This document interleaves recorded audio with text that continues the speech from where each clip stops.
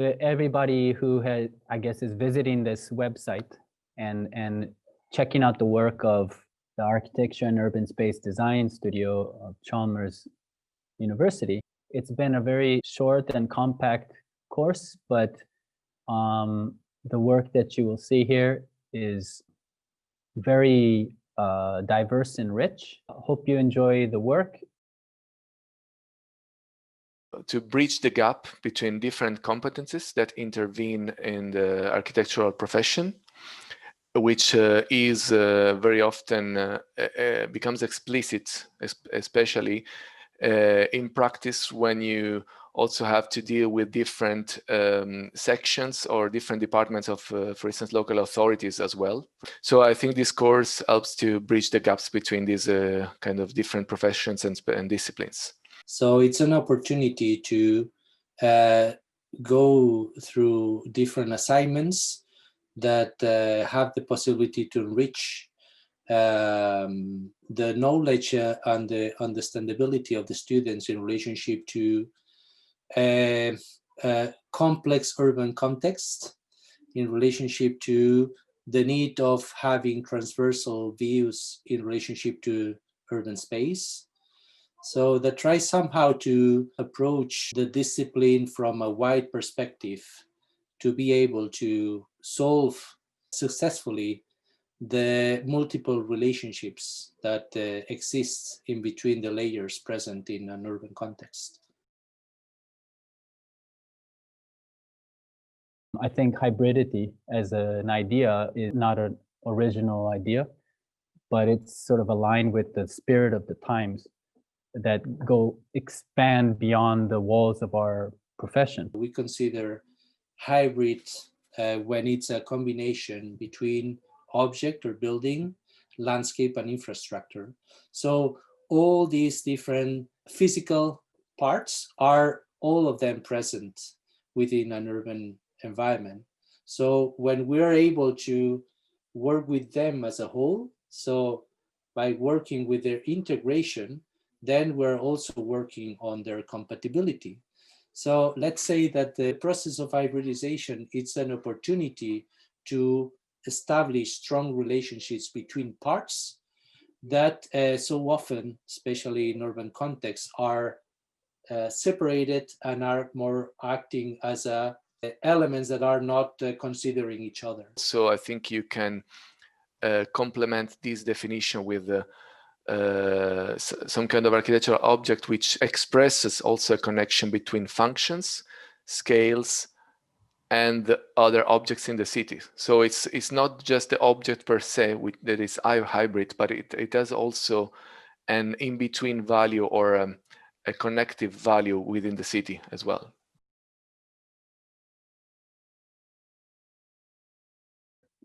Every site that's been done each year, there's been a close proximity to a body of water. And the logic was that even at the most geographic level, territory is split or territory is broken. So some kind of idea of continuity is wrecked.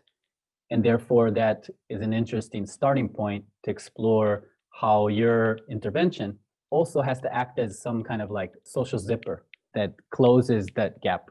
The city of Gothenburg is, since now a few years, undergoing a process of transformation related especially to densification and mixed-use development. It's interesting to see this area as an area in transition because it's not developed yet. So it's important from my perspective that the multiple values and the multiple objects and the multiple functions that exist nowadays in Gulbergsvass don't get lost by identification process. Gulbergsvass is in connection with the central part of Gothenburg. It's also connected to the bridge that allows to access Hisingen. So let's say the other half of the city. It's where specifically these different rivers meet and converge. It's where you have the big infrastructures on a national level, E6, E45. It's also where the railway is kind of dividing Gulbergsvass in relation to important parts of the city. Gulbergsvass was just happened to be conveniently kind of like nice sized territory that had the potential to turn into this jumbo project of 30 students where you'd have to all do your projects in the same space.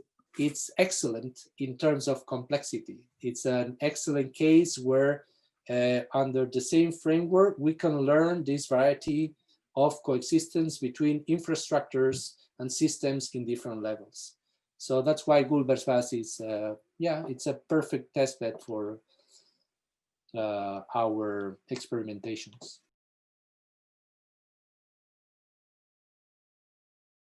Our course has made the idea of learning architectural methodology as concrete subject for the participants of that course, so that you can't escape from the awareness that there's a correlation between how you design something and then the design. The design of the course is a combination of project references, theoretical references, and it's at the same time it's anchored to the context, and through the different phases you explore different mixes of structures and infrastructures, which constitute a key element in hybrid architecture.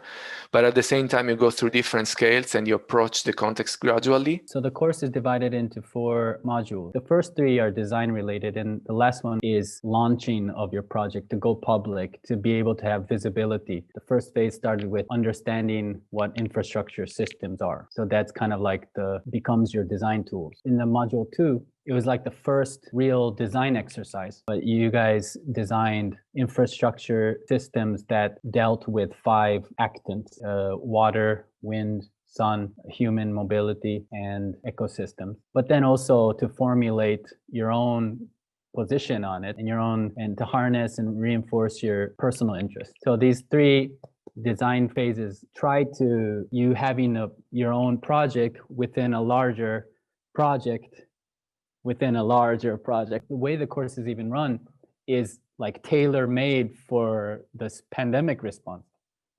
The whole Gulbergsvass with everybody working in one space, that's actually a direct reaction to the COVID challenge. So it's like, how can you create something that matches the excitement of a studio life if you're not even allowed to, be physically there? Can we recreate that energy? Can we match the kind of the radicalness of being together, in the same space and working and all that stuff? Can we match that with a kind of equally stupid and crazy situation? Can we recreate that chaos, through the work?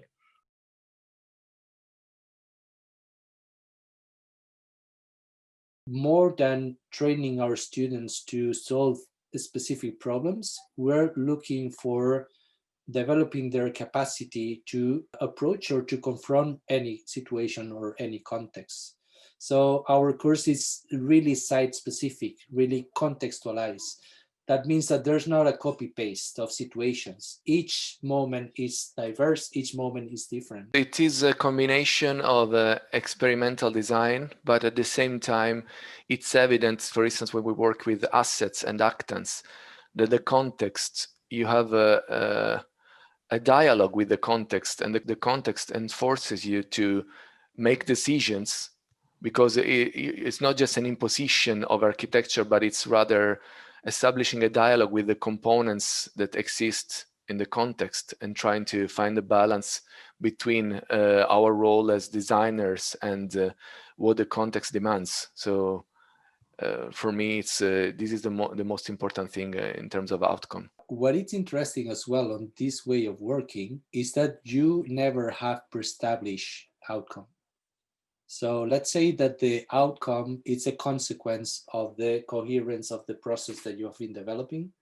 And since we are kind of giving a quite free framework for the students to develop their own interests according to certain rules, the result is always unexpected. If you have the time, you should try to go into their individual projects and listen to their presentations and go into depth, because there's more than meets the eye.